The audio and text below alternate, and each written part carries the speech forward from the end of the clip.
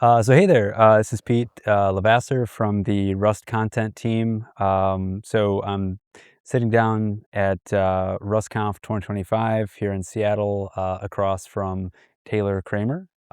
So she has been gracious enough to sit down with me this afternoon and have a bit of a conversation about Rust and experiences with it and where it's headed. So I would really very much appreciate the time today, and happy to sit down with you. So, Yeah, thanks for having me. could you tell me a little bit about yourself and how you've been involved with Rust, maybe your path, your journey to get here? Yeah, of course. So I was a programming languages nerd in college, and I wound up taking a bioinformatics course in which I needed something that ran, faster than Python, faster than Julia, and I was scared of C++. I found it really intimidating. Like I could write it, but it definitely every time I touched it, I kind of knew that I was holding it a little bit wrong. And so I was really excited about playing with Rust since I had heard about it from some of my friends who are interns at Mozilla. And I was like, oh, this is cool. It borrows all of this knowledge from, this sort of ML family of languages that I thought was really cool, and all of these functional programming paradigms that I loved, as well as some of the kind of like multi-paradigm patterns from Scala that I also really liked playing with. Um, and so I picked it up and started playing around with it, and then I discovered how wide open the community was, and I Mm, fell in love with that. I thought it was amazing that just like a random college student could start sending PRs to the mm, compiler and to, the linter and all of these core components that were used by so many people. And I would get real responses from people working on the project, and people would reach out to me, and I could comment on RFCs, and like I left thoughtful responses there, and people actually reached out to me and communicated with me and brought me in. Um, I eventually joined the language design and compiler teams, and worked there for a while. I also started working in Rust professionally on the Fuchsia operating system at Google, mhm. and was there for a few years. After that, I actually backed away from Rust for a while. So roughly from 2020 to essentially the end of 2024, early 2025, I was off working in, C++ land, machine learning land, embedded land, all kinds of things. And I feel like I've learned a whole lot, and I'm excited to bring that information back to my current position, which I'm really excited about. I'm actually the development lead for a project called Crubit, which is Google's bidirectional C++ Rust tool. So Google has roughly a billion lines of C++ code. It's absolutely absurd. And Wow. there are places we've introduced Rust really successfully in sort of these edge modules, right? Where you can create this Rust interface that interacts with the rest of the system through either, a strong kind of ABI via FFI, or some kind of like interprocess IDL, or IPC language rather. And those efforts have been really successful and have shown great promise for Rust. However, we're still at kind of a blocking point, right? Where it's hard for Rust to creep in and for people to start adopting it in a lot of their projects because they have this massive pile of C++ code they have to take a dependency on. And so the project that I'm working on now is focused on making all of that C++ code accessible to Rust, and then making your Rust APIs just natively accessible to C++ code. So you can pick any crate up off crates.io and say, hey, I want to call this from C++, and it just works. And, we're not 100% there yet, but we are binding to hundreds and hundreds of crates today in C++, as well as generating Rust bindings to many, many, like thousands of targets of C++ inside of our monorepo today. And I'm really excited to see that expand and grow over time as we've been, staffing up the effort and putting more investment into this project. So, yeah. That's awesome to hear about. That's quite the journey that you've taken. You've taken some side quests, I guess, along the way, Definitely and some side and quests. now I've kind of come back wiser and like, hey, here's some ideas, here's some things that you've sort of picked up along the way on that journey. Um, and so I'm curious then. So You'd said you'd ended up on these teams. The language, was it compiler, and which other team was it? Well, so I primarily worked on the language design team and Okay, compiler language team design for a team. while. Gotcha. I also did a bunch of work on async for a while. Hmm. Um, So you kind of like did some work a little bit earlier on as a part of the Rust project, and now you're sort of maybe seeing it from the other side, I suppose. Like there are some things that you would like to accomplish, some things you'd like to get done, and so after your side quests, you come back and you're like, hey, like here's some cool stuff that we can do. yeah. I'm just kind of curious. Have you found the process to be different in some ways? How has it felt, sort of like coming back? I mean, a lot of it is a little bit of a cultural adjustment, coming back and realizing, hey, this is not just a thing that a bunch of, programming language nerds and some people at Mozilla are playing with, right? It's not just my hobby project. It's not just a bunch of people's, uh, you know, careers who are kind of folks that are particularly engaged and interested in seeing Rust advancement. It's really grown to the point where everyone has to not just acknowledge, but adopt Rust into their systems, right? In particular, folks who are interested in its advantages for memory safety and concurrency and correctness, and also just th- the ability of people to adopt a language to write systems code that isn't so, daunting and hard to validate correctness in, right? Um, yeah, so seeing it back, coming back to the community and saying like, oh, hey, this is really like, you know, the community has really grown, the user base has really grown, is really exciting. And also I think it's really important that we like hang on to some of our, cultural touchstones that make the community feel so welcoming and make it feel so inclusive and make it feel like a place where people can come and be really collaborative and work together, and that somebody can show up, like in college or we even in high school, we had some people, just like throwing PRs out, and we go, hey, actually, this is really good. And this is going to help us all move forward as a community and make our tools better and help grow developers. And yeah, I think it's really great. I want to keep that spirit alive. Of having those open lines of communication and being welcoming.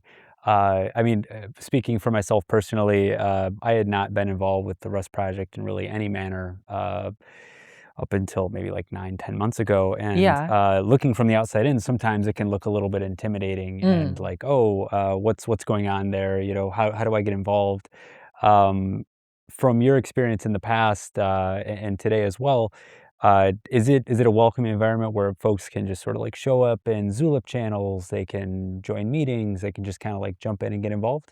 I think so. I think it's more challenging now when you're dealing with a larger community. You have to figure out how to scale up some of those systems, right? You have to figure out, like, hey, one person can't respond to every message on the IRC chat anymore, right? You need actually a really large base of folks with knowledge in different areas. You have to figure out how to delegate responsibly and figure out, oh, hey, like, where are the experts and how do we build up experts in these different areas of language, of the compiler, of the community, of the tooling, of everything that goes into making the language and the community successful. It's really helpful to figure out how to create those sub communities, right? Mm. I know you've been working a lot in the safety critical space and probably have some experience there figuring out like, okay, how do we grow the base of people? How do we make our own kind of sub community that's also really feels really productive and positive? And I think that that is sort of a unique and different part of the experience. And it can vary too, like, the experience can vary between those different sub-communities. Um, and so, yeah, I think it's helpful to have, you know, folks from the top, but also people, like, throughout the ecosystem pushing for this idea of being really inclusive and open to contributions from everybody and helping people learn and grow as developers. Yeah, yeah, that's what I, speaking to my own experience, but yeah, that's what I found is I just started showing up to meetings, started being a little more active in Zulip, Mhm. and then before you know it, you're being asked to like be part of the content team. So, one thing leads to the other. So, yeah, yeah, and I'm curious. So, you sound busy. Time sounds like a bit of a constraint. You have many things that you're working on, and so I'm curious when you're sort of working on Crubit, you're Mhm. working on maybe language design proposals and things like this. How do you kind of split your time up and sort of prioritize things so that you're able to sort of move forward the pieces that you think need to be moved forward? Yeah, that's a good question. I think that that is one of the most challenging aspects of software development is figuring out, not just what things are a priority because it's really easy to sit down and say, "Wow, this is a priority for X reason and this is a priority for Y reason." But what things feel like a priority that you have to decide not to do? Mm, And that's really tough. I think it's a hard problem, and I definitely haven't mastered it. I feel personally like the thing that works for me is figuring out how to focus on areas that keep me feeling productive and positive and help me avoid burnout and keep myself in a place where I'm feeling like I can be a positive force for other people and help them feel welcome and help them feel like they're making positive contributions. A lot of this time comes in the form of being able to ship features that make other people's day better, right? mm, You know, in software development in general, we tend to be pretty far removed from our customers. And so it's not, like working in a more, customer facing job or something where you have that kind of immediate feedback of I did a thing and now someone, you know, either has a better day or like, I made sure that they have something that they didn't have unless I showed up, right? Like and so I think it's really helpful as a developer to get to a place where you can see those kinds of elements of feedback, whether it's mhm. somebody saying, "Hey, wow, that was a really great design proposal," or "Hey, wow, I'm really glad that you shipped that feature. I've been waiting for that for ages. It's going to make my life so much easier." Like getting developers to a place where they're receiving those kinds of signals and are like getting the encouragement that they need to keep pushing on forward, I think is really important. Kind of this positive feedback cycle, put Right. something good out into the world, see that it's improving people's lives, get some of that feedback, and then be able to kind of feed that forward into, "Oh, okay, I can do more to Yeah. improve the situation as well." Another part of this is unfortunately that you wind up with some things that you want to do, but that you realize aren't necessarily the highest priority thing you could be working on, and I think that that's another element that everybody just kinda has to work through in the way that works for them and their brain, right? I think we all have elements of our jobs or even, like, working on Rust, even if it's, like, in a community or a project that we love, we're like, "Oh, that really seems like a chore." Um Sometimes like a one for me, one for them kind of thing, or two for me, one for them, sometimes, I suppose, right? Right, right. So checking in with people, making sure that that work is like distributed appropriately so you don't wind up with individual people who feel like they're getting handed all of the chore tasks, right? All of the support work, unless that's something that they feel like, you know, they actually do find rewarding. Sure, some So, people can find passion there. Yeah, mhm. definitely. Yeah, that's super fascinating. So, I was curious if, maybe digging in a little there, are there maybe specific instances of, work you'd maybe done, on the compiler team, on the language design team, from some times in the past that, "Oh, I see them using this feature, and this is really kind of, uh, I don't know, vibed with you," or it's kind of like giving you that feedback? Yeah. I remember when I landed the PR for the initial version of async await in the compiler, and we got to update our code in Fuchsia to use async await, and it was this moment of like, "Oh God, thank you. All of those messy futures combinators are just, like, disappearing, right? And that was years and years ago now, and people have since made tons of improvements, like, compilers made crazy improvements to how all of the, lifetimes around async are handled correctly Mm. and getting async closures shipped in a usable way, like, there's been so much positive, productive work that's been done there, and I'm so glad to see all that work ship. Um but I think that that was a thing that felt really good to me at the time was like, "Oh, hey, like, even the most minimal, like, kinda janky version of this feature, like, we're getting it out and we're getting to see it in practice and Yeah. feel like see what it feels like to use it." I think that those experiences can also be really helpful for informing decisions about the language, decisions about, how to format code, and decisions about how to push forward on features where there are potentially multiple different, controversial options you have to choose between from. It's nice to get those kind of like instances of early feedback. I see, I see. And I'm very curious if there's been an instance of sort of multiple different design paths that could have been gone down. If you have any experience from the language design side, I think that'd be kind of cool to delve a little bit into. But yeah, I'm not sure if you have those kinds of experiences with having to sort of make a decision between A, B, and C, and kind of talking it out and figuring out those trade-offs. I think that'd be cool to dig into. Yeah, I'm trying to think about a good example. Maybe just give me a second. Yeah, all good.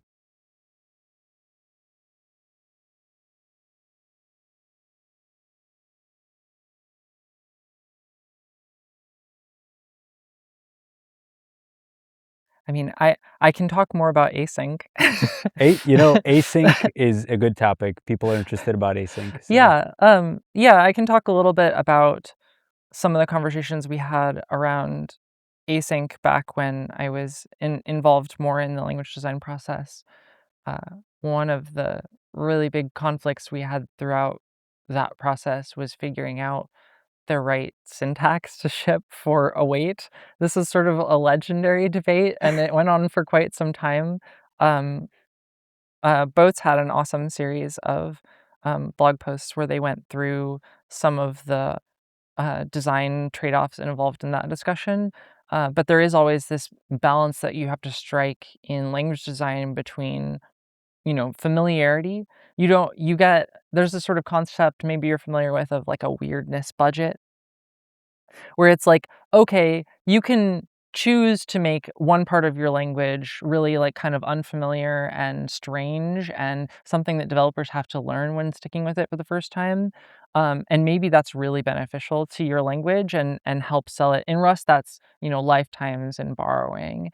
Uh, but if you do that on everything, like if you create novel, really creative, inventive solutions to every problem, it means that you're gonna produce a language that is really, really unfamiliar to developers, and when they step in and try to use it, they'll go, "What the heck is going on here?" and get overwhelmed and leave.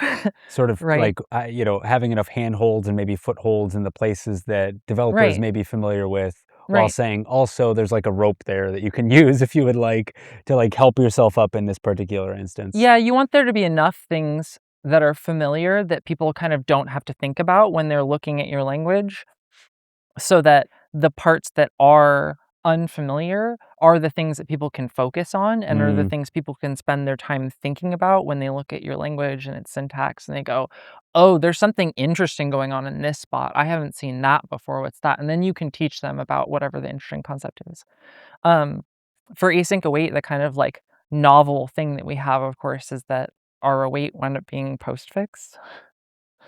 yes, of course. And this definitely spends a little bit of our weirdness budget, right? In the sense that it's not the thing that you would natively type if you're coming over from C sharp or TypeScript or a similar language, right? Even C++ now has better support for coroutines than it has in Mm, the past. But what it does is it allows us to deliver a lot of really neat composability, right? And a lot of really clean application of existing Rust types. One of the most useful things about this, right, is it allows you to chain dot awaits with right. uh, uses of the question mark or try operator, right? And it allows you to have this code that does maybe multiple like iterative steps of awaiting even in the same line of code, right? Which is not something that typically makes sense when you're stuck with a prefix operator. Of course, I'm coming from the Scala world, so I'm used to everything being postfix. I'm hard, team match should be postfix. But So yeah. yeah, I guess in that sense, you were a little bit already bought in, maybe to that concept of it being postfix, and could see a little bit of I don't know, the vision off in the distance of what it could enable for the language. Yeah. It's a neat anecdote there about how there was maybe some contention at the time, but in the end, it seems to have landed in a place where it allows for more flexibility and usability in the language. So yeah, and then speaking of what you mentioned earlier about Crubit and Interop with C++ and Rust, Mhm, I mean, I have to ask you the question. You're going to be giving a talk mhm. about this concept about C++ and Rust interop. So I'm really curious about what is this? What does C++ and Rust interop sort of unlock? Like, what are the things waiting on like the other end of the rainbow? Like, what are we trying to Mhm. reach? What does that end up being? Yeah, that's a great question. In order for Rust's vision of bringing this additional memory safety and reliability everywhere, we need C++ interop. C++ is the lingua franca of systems programming, and getting into all of these different universes where today, if you look at game dev, if you look at systems development, if you look at all of these sort of large scale pieces of software, they're all written in C++, right? Even today, people are introducing Rust, and Rust is migrated up into, I think, the 20th position in the TIOB index, whereas C and C++ are 2 and 3, I think. Um, and so there's just like a different scale of programming that you have to reach in order for Rust to really start bringing its memory, safety, and reliability everywhere. And in order to do that, Rust needs good interop with C and C++. And so that's the thing that my team is really focused on bringing to the language and to the community, and trying to introduce this idea that, hey, Rust can participate in C and C++ ecosystems. It doesn't need to just be this thing off on its own that you rewrite it all in Rust in one big bundle. Like, people can gradually migrate and adopt pieces of Rust over time, and they can, decide to rewrite, like, hey, maybe I don't want to write this one big, function in a single .cc file. Maybe I'll write a .rs file instead. And they write their one function in Rust. Or they see, hey, there's a package on crates.io. Maybe I drop that into my CMake file and try it out, right? And try calling that from C++. And I think that that vision is really going to help bring Rust into a lot of places that would have otherwise been worse off, right? And that's like a way to introduce people to the Rust community, but it's also a way for people who are part of the Rust community to start integrating Rust into the code bases at their workplaces, in areas that maybe don't have as much ability to create these kind of strong uh, interprocess or FFI boundaries, right? That they actually want some sort of growing, evolving code base that gradually integrates more Rust code. And I think that we can deliver that. That's sick. Yeah, I mean, like, what rings out to that in me when you describe it is kind of that theme that you brought up earlier about being welcoming. Yeah, So, I suppose, maybe one of the aspects here is being welcoming to maybe C++ folks that absolutely. would like to, are maybe, curious about Rust, maybe haven't dabbled with it too much, but if there were a better story there, an improved story there around Interop, Hmm. it could really kinda open the door to them and let them get involved a little bit more. So have you, had experiences with, say, primarily C++ developers that you present them with some of these tools that may exist already, such as like, I don't know, CXX or other things out there, Hmm. Crubit. If you present those things to them, are they kind of jumping in? Are they kind of interested? Has this been helping with adoption a little bit? Yeah, I've seen that a lot. So there's a couple different examples here where, a lot of times people will start to have Rust grow in their code bases and they're C++ developers, and they go, oh, hey, like, I know this part of our code base is written in Rust. Maybe I'll go try it out, right? And those are great experiences to offer to people and say, like, hey, like, you can work on this other component that is of your software that's written in Rust. Another thing that we've actually been able to deliver to C++ developers, even who aren't necessarily writing Rust yet, but may in the future, is we've actually at Google successfully hot swapped the implementation of a bunch of C++ functions Hmm. inside our server-side codebase with Rust implementations. And by Wow. doing that, we're giving existing C++ developers the benefits of Rust's safety and reliability guarantees in these big pieces of parsing infrastructure, right? So even though they may not know that they're using Rust under the hood, there is this C++ interface that now is powered by Rust, and they're getting the advantages of that. Um, Nice. Yeah, kind of passive beneficiaries at the beginning, and then you kind of like pull the covers off and say, by the way, that thing is mhm, actually now in Rust. So yeah, maybe a nice story to tell at times at the water cooler, getting some coffee with them. Oh yeah, by the way, did you know that this right. is Oh, yeah, and when people hear that, I think generally the reaction has been positive. It's been like, "Oh, that's really cool. I'm glad to see that there's, more Rust there. I'm glad to see us adopting more memory-safe languages." And I think people have generally been really excited about trying Rust and seeing what it has to offer for them. Over time, there's always been something where it was like, "Oh, hey, we tried out Rust for this particular kernel or whatever, and, you know, inline ASM wasn't ready yet, or this other, feature that I need for my specific, fork of LLVM wasn't ready yet." And there are going to be things that stand in the way. And I think that we want to try and make those blockers as small as possible so that people have less to overcome when adopting Rust. Yeah, that totally makes sense. So one of the things that I had been thinking about is for me at least, when it tends to be you get into like a lead position, leadership position, there's a little less hands on time on the keyboard, or if it's on the keyboard, it's sending emails and things. But I'm curious, do you have a lot of hands-on time still with shipping Rust, writing Rust, and do you have any, I don't know, notable experiences lately with using the language? Yeah, I still write quite a bit of Rust at my job. Nice. Yeah, my the team that I work on at Google, Crubit, we have most of our software written in Rust. The only piece that is in C++ is where we integrate with the Clang compiler in order to figure out, based on the live C++ interfaces that are declared, what interfaces we need to generate in Rust. So, for example, in our C++ code, we um, look at, oh, hey, does the Clang API for this type expose a copy constructor, right? And then we can translate that into a Rust, an implementation of the Rust clone trait, for example, things like that.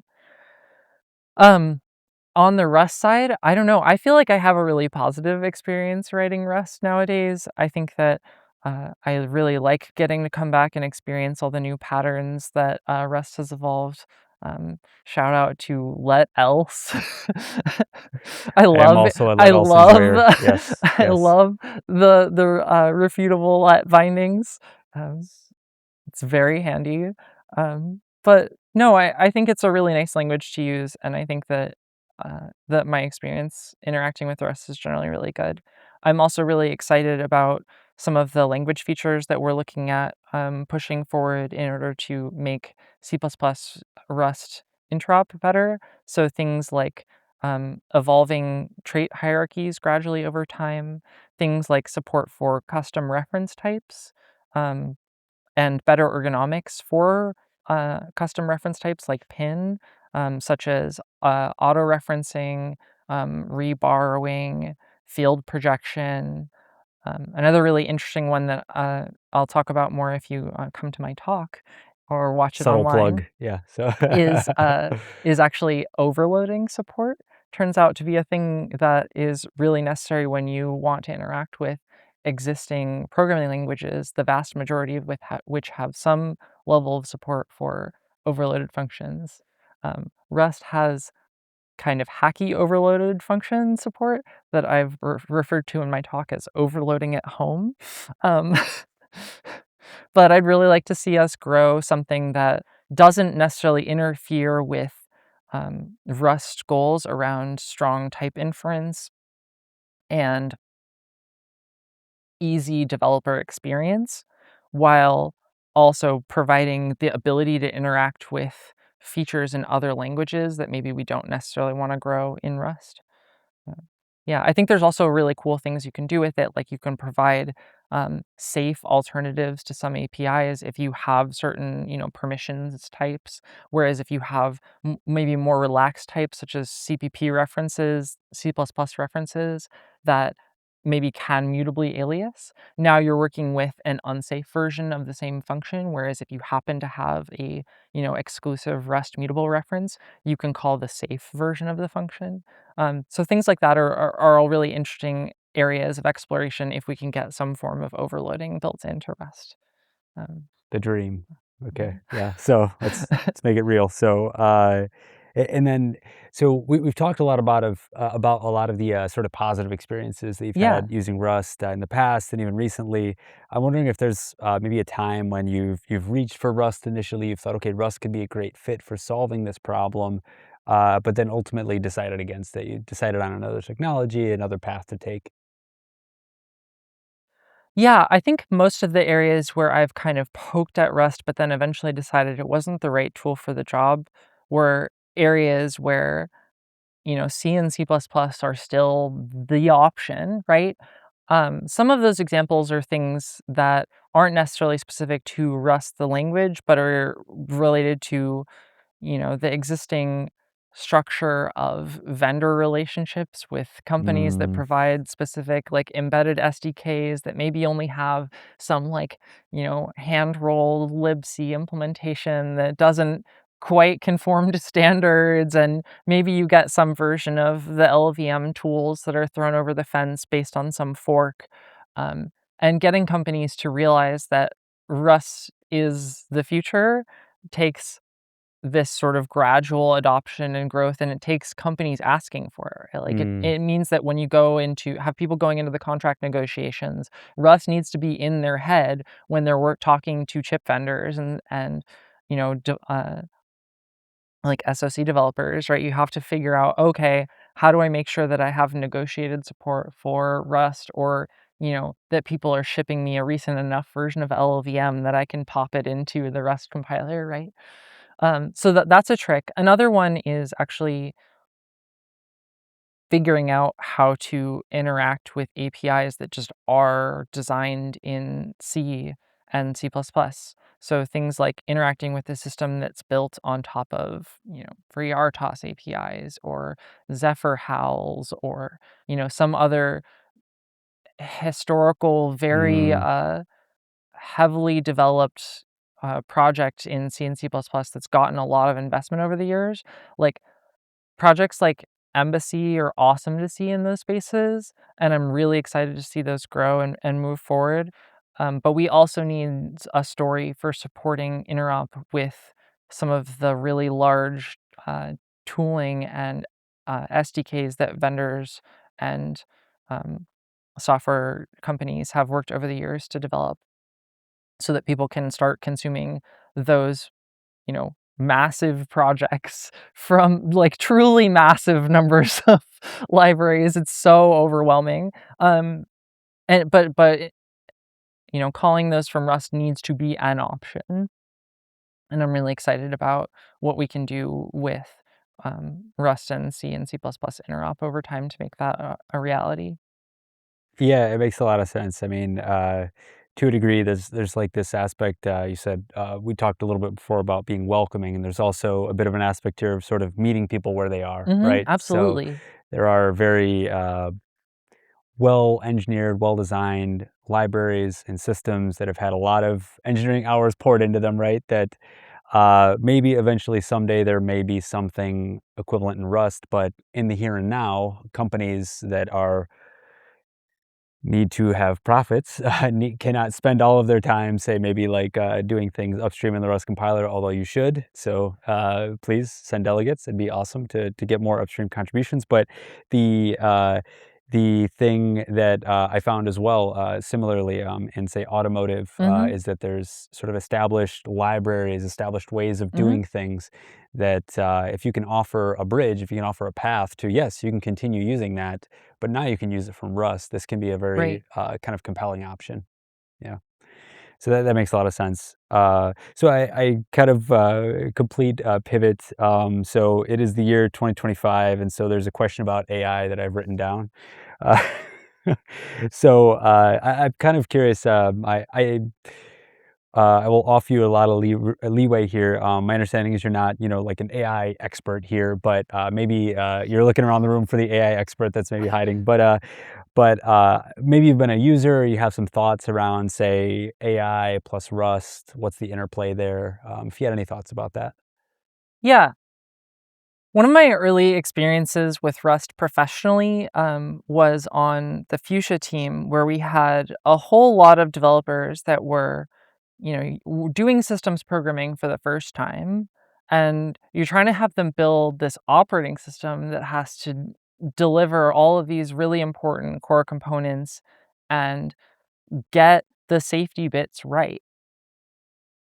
And one of my coworkers made this observation that he just stopped trusting junior devs to write C++. Because it's not because they're not capable and not because they're not smart engineers, but because it's so hard to validate and read through and provide good code reviews for. Hmm. And it's really hard to look at a chunk of C++ code and know in isolation whether it's correct, whether it makes sense, whether it fits with the rest of the program's promises, whether it's upholding the invariance it needs to uphold. And I think that Rust pushes human developers, whether that's a human being or an AI, towards better, clearer coding practices where your invariants are upheld by your types, and where, at the boundary of your function call, you can tell what the inputs are, and you can tell how they're meant to be used, and you can tell what's supposed to happen with them. Of course, this isn't always correct. You can make some, function that has 200 byte array arguments or something like that. But overall, I feel like developers who are using Rust in good faith, as they would C++ to the best of their efforts, are going to wind up producing code that is more readable and reliable and memory safe. And I think the same thing is true of AI, right? If we ask AI to start creating a whole bunch of systems code for us, we need the ability to validate that code. We need to make sure that it is safe, that it's actually doing the thing it says it does, right? And I think that's just way easier for human beings to audit if it's Rust code than if it's C++ or C code. Yeah, it makes sense. There's I guess whole classes of issues that are just not there. But so yeah, that's helpful. So it's the guardrails that are there are helpful whether you say bleep bloop or speak a different type of language like a human language when you're writing Rust code. Yeah, cool. Yeah, appreciate the insight and the thoughts there. Um, so the other bit that I'm curious about, again, we've talked about a lot of positive. I'm wondering if you have felt gaps, whether those are gaps in, say, Rust the language, Rust the ecosystem, crates that are out there, things that like, wow, if this were available, this would enable like XYZ things to be done. Are there things that have come up for you in recent memory that, oh, if that were available, this would be possible? Are there things like this?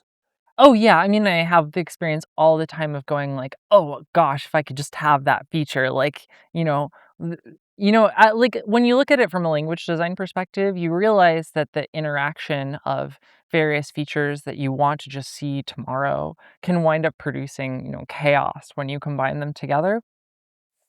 And you have to consider all these little edge cases of how something's going to be held, exactly what the behavior is of, temporary lifetimes inside of this construct, right? And those are things that have changed over the time as the Rust language has evolved.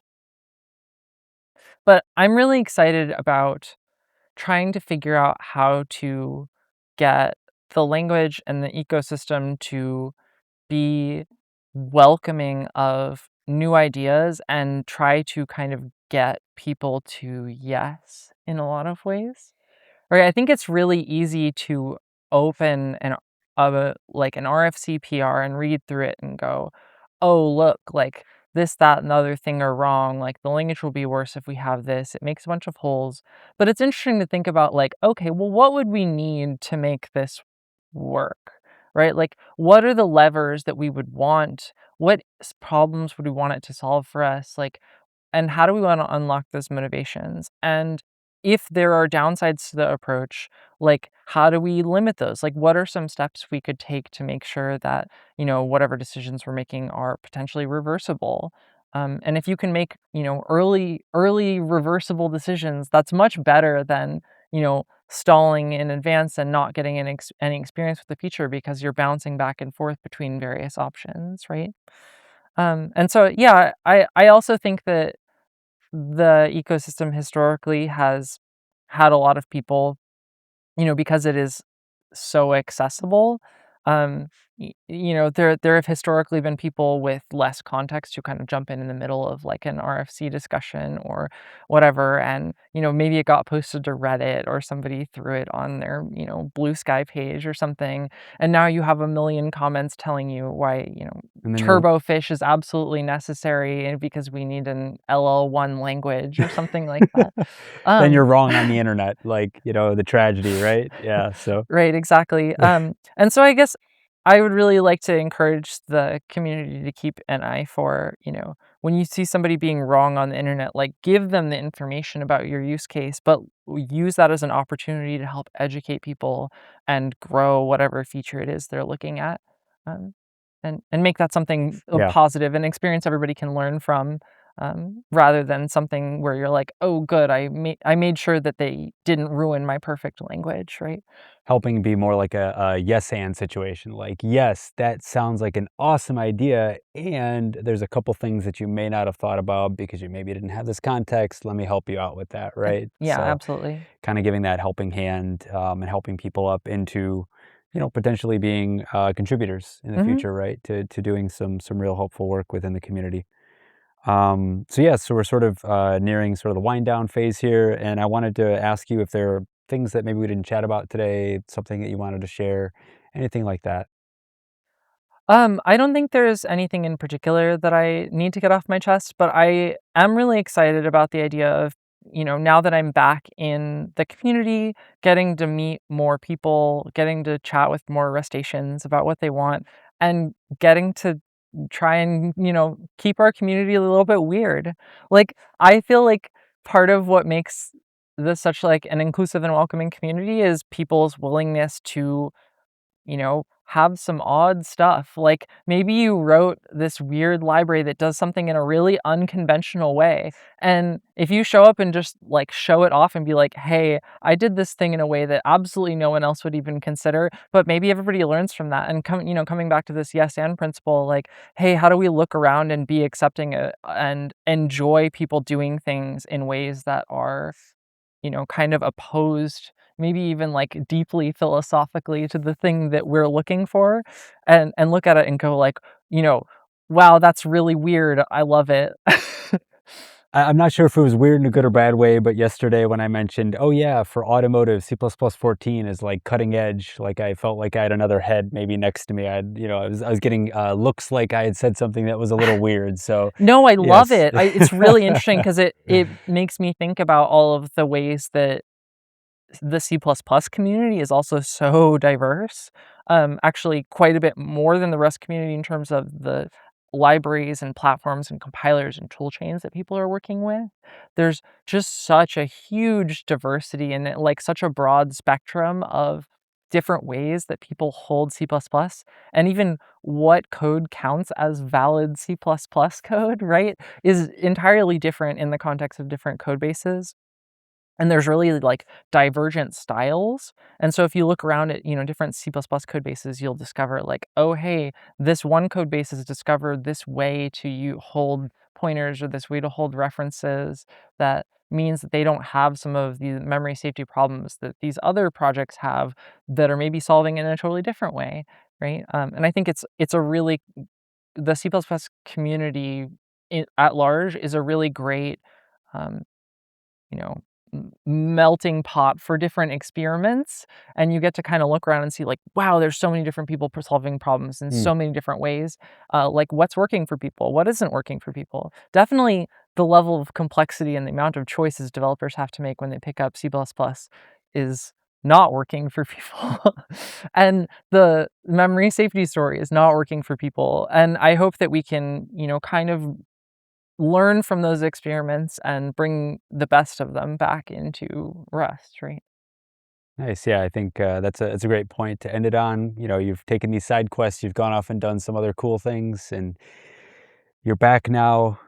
Let's do Rust. Let's do C++ together. Please check out Taylor's talk, and I'm sure however we post this, we will have some links or something so that you can jump there. So thank you again, Taylor, for spending the time with us. Yeah, thanks so much for having me. All right. And signing off for the Rust content team. Take care. Bye.